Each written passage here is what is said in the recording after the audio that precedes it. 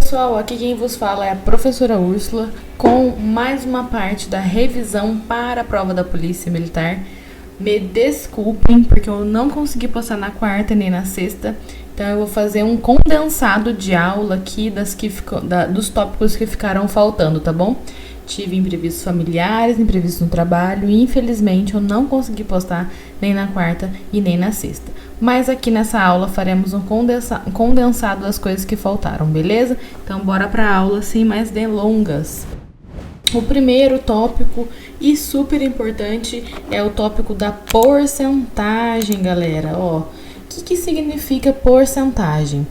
As razões em que o denominador é 100, dá-se o nome de porcentagem, né? Já falei em outros exercícios, porcentagem, por 100, ou seja, uma divisão por 100 dá-se o nome de porcentagem.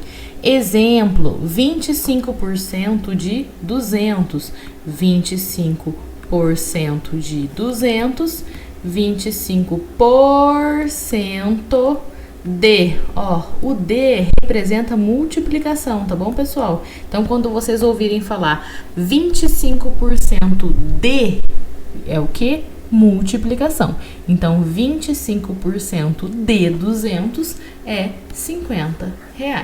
Porque quando você faz essa multiplicação aqui, você pode cortar os dois zeros, 25 vezes 2, 50. Beleza? Mas, Úrsula, o que cai na prova, muitas vezes, é desconto e acréscimo nos valores, certo? Certo. Então, o que a gente vai fazer aqui? Rapidamente. Olha, como que a gente calcula, então, o acréscimo ou o desconto? Nós podemos fazer dessa forma aqui, ou podemos usar essa... Nem digamos que isso aqui é uma formulinha, né, gente? É muito simples. Esse I aqui é a taxa. A taxa é a porcentagem já calculada, Calculada que eu falo 40%. É o que ele tá pedindo aqui, Uma mercadoria custava R$200 e sofreu um aumento de 40%. Então, esse I aí, é o 40%. Se eu fizer os cálculos, 40 dividido por 100 dá 0,4, certo? Esse foi o aumento. 1 mais o I, que é 0,4, que é 1,4. Tudo bem? Usando essa metodologia aqui, Então, para eu saber o aumento, basta multiplicar direto 200 vezes 1,4, que chega em 280. Mas eu também posso fazer daquela forma que tá aqui, 40% de 200. Aí eu faço o cálculo. 40% vezes 200, corto 0, 4 vezes 2, 80. E aí eu tenho que somar aos 200 e então dá 280. Beleza, gente? Simples, né? Ou você usa dessa forma aqui, já colocando o izinho. O I é a taxa, que é 40%. Você já faz o cálculo no decimal, dá 0,4. Mais 1,4. Isso aqui direto, você já multiplica aqui por 200, você sai no valor direto de 280. Se você for fazer 40% do valor, você só vai achar o valor que acrescentou. Aí você tem que somar, então, os 200 para saber o valor final da mercadoria, beleza? Porque nessa forma aqui, você vai achar o valor do aumento, mas o valor final da mercadoria tem que se somar ao valor inicial dela, mais o aumento que a gente achou. Beleza? Tranquilinho, né, gente? O mesmo vale para o desconto. A diferença é que agora a gente subtrai, tá? Então, por exemplo, aqui, o nosso I aqui é quem? 20%. 20%. 20%, 20 dividido por 100 dá 0,2. 1 menos 0,2 é 0,8, beleza? 300 vezes 0,8 costuma dar quantos daí? 240. Aqui já tá o valor final da mercadoria, beleza? Mas tem daquela forma. Quanto que é... Opa. Pode fazer assim, ou pode fazer daquela forma que eu já falei. Você pode vir simplesmente fazer 20% de 300, aí você vai achar o desconto aqui, ó. Corta 0 com 0, 20 vezes 3, 60. Esse é o valor do desconto. Agora você vai e subtrai do valor da mercadoria. 300 menos 60 dá 240. Certo, gente? Então, vocês ou fazem utilizando isso daqui, porque é uma maneira implícita de fazer tudo isso que a gente faz aqui, ou vocês fazem todo esse cálculo aqui. Qualquer uma das maneiras está correto, e assim a gente consegue calcular o acréscimo e o desconto. O acréscimo somando e o desconto subtraindo. Beleza, gente? Então, bora para mais um tópico aqui, revisão. Gente, revisão é coisa rápida, porque vocês já viram e a gente tá aqui só para rever, para reorientar, para recapitular, beleza?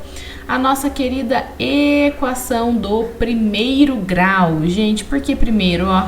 A nossa incógnita x está elevado ao primeiro grau. Quando não tem nada, subentende-se que tem 1. Porque quando é do segundo grau, está assim, ó, ax² mais bx mais c, por exemplo. Do primeiro grau, não tem nada, subentende-se que tem 1, portanto, a nossa incógnita está elevado a 1. Então, do primeiro grau. Gente, essa é a cara da equação do primeiro grau, beleza? Então, é só para mostrar para vocês aqui qual que é a cara da equação do primeiro grau e a gente vai fazer um exercício de aplicação, beleza? Que caiu na VUNESP em 2018. Vamos ler comigo, ó. Em uma caixa há parafusos e pregos, num total de 20 unidades. Sabendo que há 4 parafusos a mais do que o número de pregos, então o número de parafusos dessa caixa é... Primeiro de tudo, gente, matemática, ó. Vamos traduzir do português para matemática. Os parafusos, vou chamá-los de X, beleza? Os pregos, vou chamá-los de Y. Ambos começam com P, senão vai ficar muito confuso. Por isso eu vou te chamar de XY. O que que ele falou? Que parafuso mais prego tem 20. Vejam que eu só estou traduzindo para matemática. Eu chamei parafuso de X e prego de Y. Então, parafuso mais prego, 20. Falou que parafuso e prego num total de 20. Então, dentro da caixa tem 20, tá bom? Aí, o que que ele fala? Ó, que há 4 parafusos a mais do que o número de pregos. Então, ele quer saber quantos parafusos tem nessa caixa. Úrsula, como que eu vou representar essa parte aqui, ó? Como que eu vou traduzir esse português para matemática aqui? Gente, ó, vocês concordam comigo que se o número de parafusos são 4 parafusos a mais do que os pregos, vocês concordam comigo que o parafuso, que é o X, vai ter o número de pregos mais 4 unidades? Certo? Ó, 4 parafusos a mais do que o número de pregos. Então, parafusos a mais do que o número de pregos. Então, o número de parafusos supera o de pregos em 4 unidades, beleza? Então, eu traduzi aqui, ó, em 2 equações do primeiro grau. E o que que eu posso fazer agora, gente? Veja bem, essas jogadas que a gente tem depois que a gente adquire uma certa experiência com a matemática, a gente passa a ficar mais tranquilo, ó. Se x é igual a y mais 4, eu não posso substituir todo esse pessoal aqui dentro, ó. Olha só, ó. Y mais 4, que é desse x aqui, eu só tô substituindo aqui, ó, mais y igual a 20. Y mais y, 2y. O 4 tá somando, passa para lá, subtraindo, 20 menos 4. Então, 2y é igual a 20 menos 4, 16. y é igual a 16 dividido por 2, que é igual a 8. Então, eu tenho 8 pregos na caixa. Quantos parafusos assim eu tenho, então? X é igual a, ó, o Y é 8 mais 4. Então, parafusos eu tenho 12. 12 mais 8, justamente os 20 que tem na caixa. Conseguiram entender, gente? Então, recapitulando, eu traduzi o meu português da questão aí para as incógnitas para a gente poder resolver o exercício. Na caixa, eu chamei o parafuso de X e o prego de Y. X mais Y dá um total de 20. Até aí tava tranquilo, né? O que talvez possa pegar para vocês é essa parte aqui, mas vejam bem, ó. Se o meu número de parafuso supera o meu número de prego em 4 unidades, quer dizer que o meu número de parafusos é o meu número de pregos mais 4 unidades. E aí, gente, tranquilo? Então, o que precisa ser feito numa questão assim? A interpretação e realmente traduzir, né, o português aí para a matemática, né, em forma de incógnitas e números para que a gente consiga resolver. Nesse caso, essa questão se resolveu através de uma equação do primeiro grau, beleza? Então, próximo tópico aí, gente, geometria. Vamos falar um pouquinho de área e volume, beleza? Olha aí, ó. Bom, área e volume. Gente, vamos definir isso aqui e vamos diferenciar, tá? A área é para figuras planas, ela mede o tamanho da superfície. O volume já é para sólidos geométricos, tá bom? É dado pela multiplicação da altura, largura e comprimento. Nós já vamos ver isso com mais detalhes. Vamos lá. Área das figuras planas. A primeira figura plana que nós temos aqui, gente, é um quadrado, certo? Então, vejam a diferença, ó, uma figura plana, ela está planificada, ela está no plano. O sólido geométrico ele é diferente, porque, por exemplo, quando você pega uma figura plana, um quadrado, é diferente de você pegar uma caixa de fósforo, por exemplo, que ela tem já largura, comprimento, altura, né? O quadrado está no plano, está planificado, então você só enxerga essa parte de cima dele, né? Por isso, figura plana, tá? E com as figuras planas, a gente só calcula a área, beleza? Não tem volume em figura plana, tá bom? Então, ó, essa primeira figura aqui é o quadrado, né, gente? O quadrado, ó, ele é lado e lado, e os lados são iguais. Para calcular a área do quadrado, basta que eu multiplique os lados, porque os lados são iguais, então, lado vezes lado ou lado ao quadrado. É o mais simples que nós temos. E depois, essa segunda figura aqui é um retângulo, né, gente? Também é uma figura muito tranquila. E para calcularmos a área do retângulo, ó, a gente, né, nomeia aqui como um lado e outro lado, mas podemos chamar também de altura, porque é o que é mais comum a gente ver nos livros didáticos, né? É altura e base, né? Que podemos chamar de um Bzinho aqui. E a altura. Então, a área do retângulo é base vezes altura, ou seja, é um lado vezes o outro. A diferença é que os lados são diferentes, né? Esse lado mede uma coisa, esse lado mede outra. O quadrado não, esse lado é igual a esse lado, beleza? No fundo é bem parecido, né, gente? A diferença é que o retângulo tem lados diferentes e o quadrado tem lados iguais, mas a área pode ver que é a multiplicação dos lados. Bom, esse é o nosso querido e famoso triângulo, tá? Então, para um triângulo qualquer, a área é base, a base é essa daqui, ó, base, a altura, ó, a altura aqui, ó, vamos chamar de H também. Então, é base vezes altura dividido por 2. Conseguiram enxergar a altura ali, ó? Não sei se tá muito ruim. A altura é essa daqui, gente, ó, em branco aqui, ó. Vendo? De um vértice até a base. Então, a altura geralmente faz 90 graus aí. E aqui, ó, a altura H e a base é toda essa parte de baixo aqui, tá bom? Chamada aqui de Bzinho, beleza? Então, a altura vezes a base base vezes altura dividido por 2 é a nossa área do triângulo. Então, retomando, a área do retângulo é base vezes altura, a área do quadrado é lado vezes lado ou lado ao quadrado. Beleza? Muito tranquilo. Outras figurinhas conhecidas também. Aqui é o nosso trapézio, beleza? E ele tem uma fórmula bem bacana, ó. Esse lado aqui a gente vai chamar de base maior, tá bom? E aqui em cima a gente vai chamar de base menor. Vejam, né, que faz todo sentido. Base menor, base maior. A altura, ela é traçada aqui assim, ó. De um vértice até a base, tá? Aqui é a altura.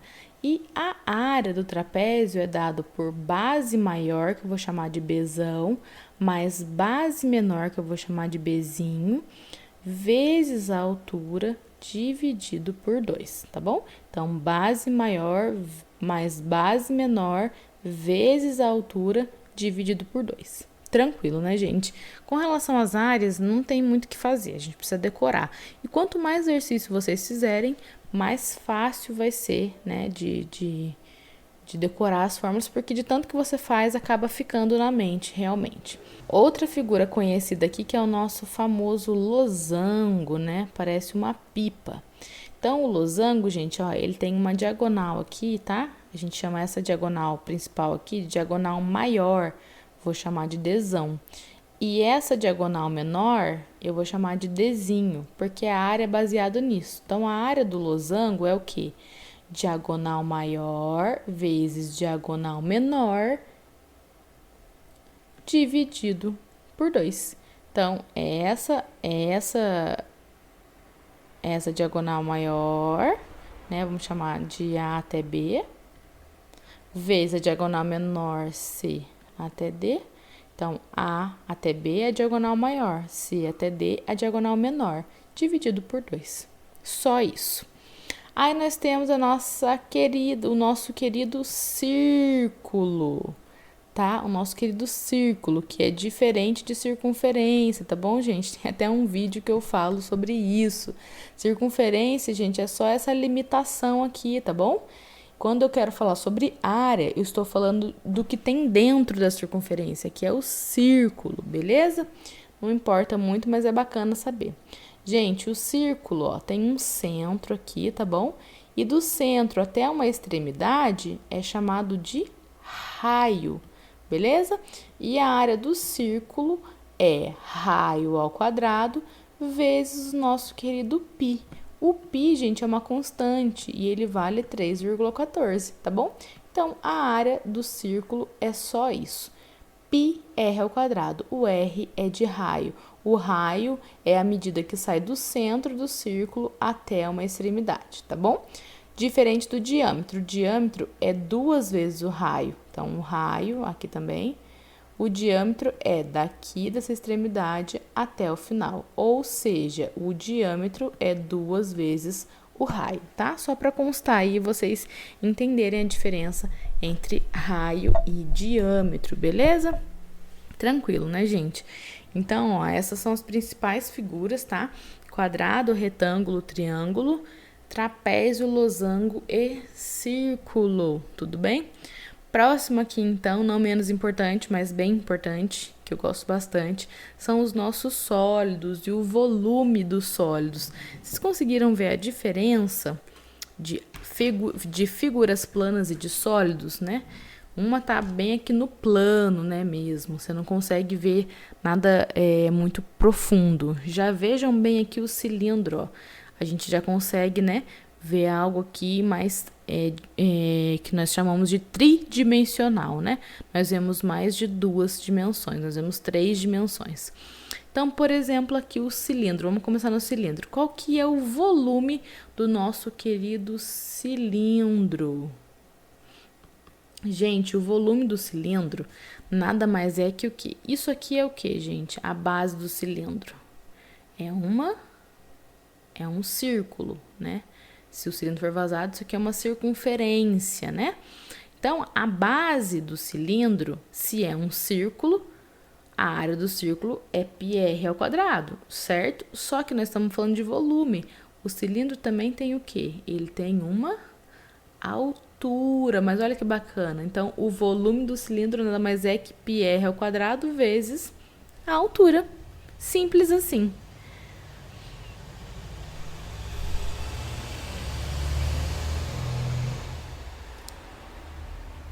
Fácil, fácil, né, gente? Ó, o raio aqui, ó. O raio sai do centro, vai até a extremidade, então tem o raio aqui, ó. Então, πr ao quadrado vezes a altura do cilindro. Aqui nós temos o volume. Muito tranquilo.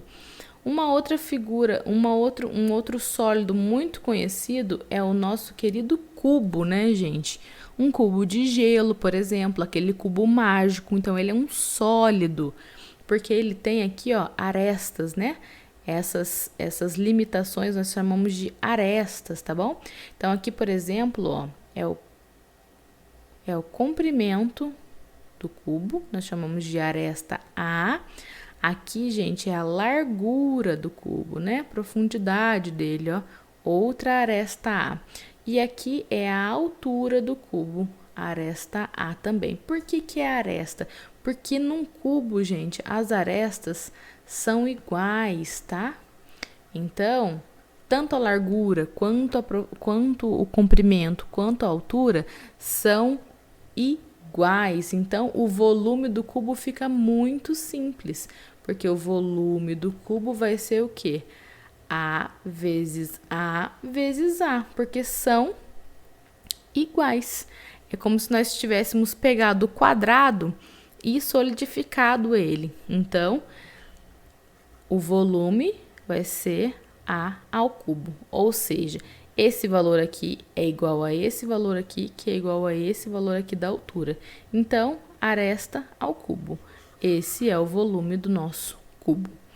Então, por exemplo, se temos um cubo de aresta 2, 2 elevado ao cubo é 8. O volume de um cubo cuja aresta é 2 é 8 metros cúbicos ou centímetros cúbicos, tá bom, gente? Então, é bem simples. Agora, nós temos a nossa querida esfera, tá bom? Mais um sólido muito conhecido aí. E o volume da esfera é um pouco peculiar, é um pouco diferente aí do que a gente tem visto, né? Fazendo associação aí com as figuras planas. A esfera, gente, é um círculo, como se fosse um círculo, né? Solidificado ele. Então, uma bola de futebol é uma esfera, por exemplo, tá? Então, a nossa área do círculo era πr ao quadrado, né, gente? Só que aqui na esfera vai ser ao cubo, tá? Então, πr ao cubo, só que vezes 4/3. Ou vocês podem escrever assim, ó. 4πr ao cubo dividido por 3. Esse é o mais estranhozinho dos volumes, né, o da esfera, mas é isso aí. O volume da esfera é 4/3 de πr ao cubo, beleza? Próximo aqui, a gente já tá acabando. Eu sei que essa aula ficou mais comprida porque eu condensei alguns conteúdos. Aqui nós temos a nossa famosa pirâmide, bem bonita, eu adoro trabalhar com pirâmide. Bom, gente, a pirâmide, qual que é o volume da pirâmide? A pirâmide vai variar no sentido de, vamos depender de como a base dela é formada. Veja que essa base aqui é retangular, né? Analisando aqui só pela figura.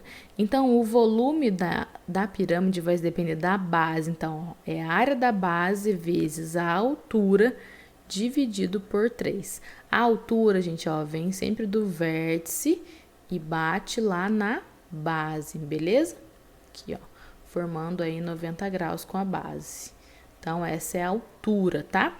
Então, na pirâmide vai depender da base dela, por isso que a gente coloca aqui área da base, porque nós podemos ter uma pirâmide hexagonal, pentagonal, então vai depender da base. Portanto, o volume da pirâmide vai depender da base. Então, o volume da pirâmide é a área da base vezes a altura dividido por 3, beleza? Então, variando a base, varia também o volume, que daí a gente tem que calcular a área da base, multiplicar pela altura e dividir por 3, tá bom, gente? mas mesmo assim é tranquilo, né?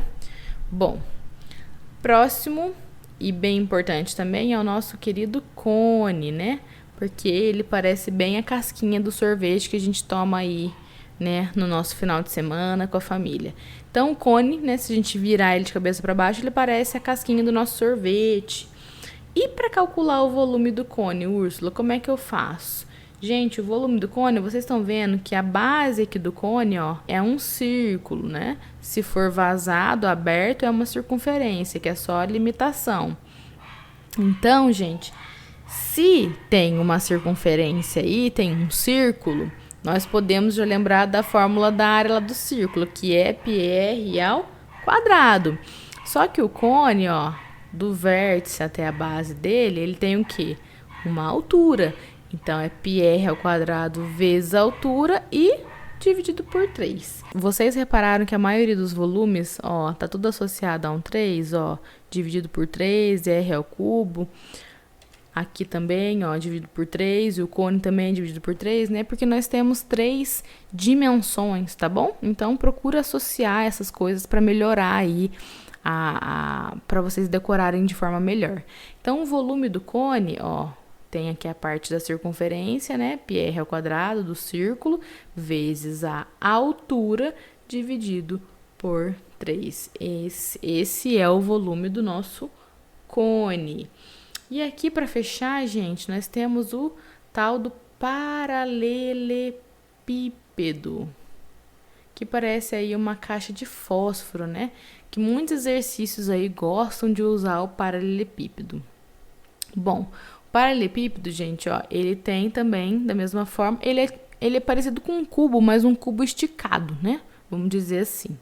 Parece que eu peguei o cubo e estiquei ele, virou aí uma caixinha de fósforo, por exemplo. Então, o paralelepípedo, ó, tem aqui o comprimento, que nós vamos chamar de A, toda essa parte aqui de baixo, comprimento.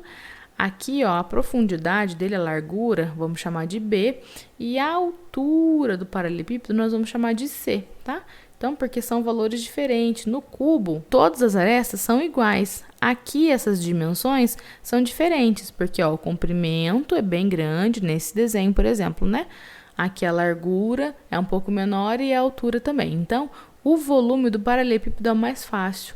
É A vezes B vezes C. É só multiplicar as dimensões do paralelepípedo. No cubo, a gente multiplica as dimensões também, mas as dimensões são iguais. E aqui não. Aqui a gente são diferentes, multiplica do mesmo jeito, tá bom? Então, o paralelepípedo parece muito um cubo esticado. Só lembrar da caixa de fósforo que vocês vão lembrar aí do paralelepípedo. É só multiplicar as 3 dimensões que você já vai obter o volume do paralelepípedo. Beleza, gente?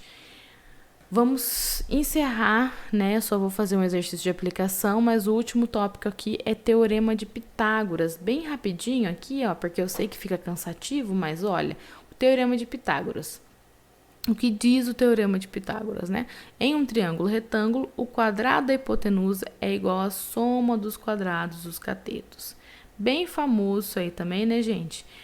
O que um triângulo retângulo tem de diferente dos outros triângulos? Ele tem o chamado ângulo reto, né? Ou ângulo de 90 graus. E a hipotenusa, gente, ela tá sempre voltada, né? Tá sempre virada aí, oposta ao ângulo de 90 graus. Vou chamar a minha hipotenusa de A. E os catetos são os outros lados, os diferentes da hipotenusa. Então, a hipotenusa está sempre voltada para o lado de frente para o ângulo de 90 graus, que é o ângulo reto, e os catetos são os outros dois lados, beleza? O que o Teorema de Pitágoras diz? A hipotenusa ao quadrado é igual à soma dos quadrados dos catetos. Isso aqui é muito famoso, até na música do Mamonas Assassinas, né? De tão famoso que isso daí é. Mas é muito bom e ajuda muito a gente. Então, quando vocês virem, né, um triângulo retângulo aí, num exercício, já começa a vislumbrar um Pitágoras, porque geralmente é isso que dá, é isso que vai ajudar a resolver o exercício, beleza? Então, é apenas no triângulo retângulo. E para ser retângulo, ele tem que ter um ângulo reto, beleza? Show de bola. O ângulo reto vale 90 graus. E tem essa simbologia aí, tá bom, gente? Ó, esse ângulo reto, tá? Tem essa simbologia aí. Show. Então, vamos lá para nós encerrarmos a nossa aulinha. Vamos para um exercício de aplicação. Vamos lá, é da VUNESP também, ó. Uma praça com a forma do triângulo retângulo. Vejam que ele já fala e já coloca o símbolo aqui, ó. De um triângulo retângulo ABC, mostrado na figura. Tem uma pista para caminhadas em toda a extensão do seu perímetro. Para caminhar do ponto B até o ponto C, pode-se optar-se e ir diretamente caminhando 150 metros, conforme indicado na figura. Ou ir do ponto B até o ponto A, caminhando X metros, que eu não sei, e do ponto A até o ponto C, caminhando mais 120 metros. O trajeto de B até C, passando por A, então ele quer sair do ponto B, passar pelo ponto A e chegar no ponto C. Ele pergunta, é mais longo do que o trajeto direto de B até C? Gente, vocês entenderam o exercício? Ó? Ele deu essa medida 150 de B até C e deu essa medida de A até C, 120. Ele quer saber quanto eu vou andar a mais se eu fizer o trajeto B a C do que se eu fizer o trajeto BC. Então, ele quer comparar, né, o trajeto B a C com o trajeto BC. Então, ele quer comparar, é isso que o exercício quer. Comparar o trajeto BC com o trajeto BAC.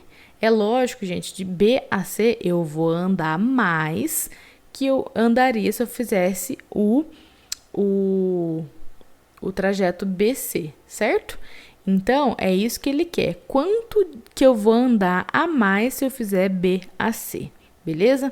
Então, como a gente vai descobrir isso? Gente, simples, fácil e indolor. Porque nós temos um triângulo retângulo, olha aqui a hipotenusa. A minha hipotenusa é o meu 150. O meu cateto 1 é 120. E o meu cateto 2 é um X que eu consigo descobrir através do nosso teorema de Pitágoras, que eu acabei de falar. Show de bola? Então, vamos lá. Hipotenusa ao quadrado, 150 ao quadrado, é igual ao meu cateto ao quadrado, mais o meu outro cateto ao quadrado. Beleza, gente? Muito simples, muito fácil. Vejam lá. 150 ao quadrado costuma dar 22.500. É igual x ao quadrado, que eu ainda não sei, mais 120 ao quadrado, que é 14.400. Então, 22.500, o 14.400 está somando, passa para lá subtraindo. 14.400 é igual a x ao quadrado. Vamos subtrair isso aqui, que dá 8.100. É igual a x ao quadrado. Gente, raiz quadrada de 81. 9. 0. Fechou. Nosso x é 90 metros. Porque para vocês acharem a raiz quadrada de 8.100, o que teria que fazer? Né? Decompor em fatores primos, e o que chegar aqui, você faz a multiplicação, tarará, e você vai achar. Só que, gente, né, vamos pensar, raciocinar logicamente. Se a raiz quadrada de 81 é 9, então, né, a gente já consegue aqui, ó, um 90 aqui tranquilamente. Beleza, gente? Então, essa é uma forma mais rápida de fazer, né? Tô passando aqui alguns bizus para você aí de raciocínio lógico, tá? Para ficar mais fácil na prova. Mas se você tem dificuldade, não tem problema, gente. Decompõe em fator primo que vocês vão achar do mesmo jeito, tá bom? Se tá com dificuldade aqui em decomposição de fator primo, na minha aula de MMC lá, eu ensino isso aqui, tá bom? Então, o meu X é 90 metros. Então, aqui, ó, de B até A é 90 metros. Gente, se eu andar B a C, eu vou andar 120 mais 90, que é 210 metros.